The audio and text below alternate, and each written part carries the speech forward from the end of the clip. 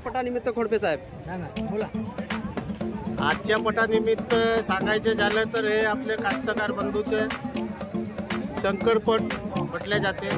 या पटामध्ये बाहेरून आणि दूरदूरून येणारे जे कास्तकार बैल वर्गाचे शेतकरी वर्ग आहे यांच्यात आणि त्यांच्या बैलामध्ये जो जमलेला जोश असतो आणि त्यांची जी मेहनत असतो वर्षभरापासून त्या वर्षभराच्या मेहनतीमध्ये त्यांना बैलांचे जे पट दाखवतो आपण त्यांच्या शंकरपट बोलले जाते। आणि त्या शंकरपटामध्ये हे विजयी आणि अविजयी या दोघांत परस्पर स्पर्धा होतो आणि या स्पर्धेमध्ये जो विजयी होतो त्यांना बक्षीस दिले जाते।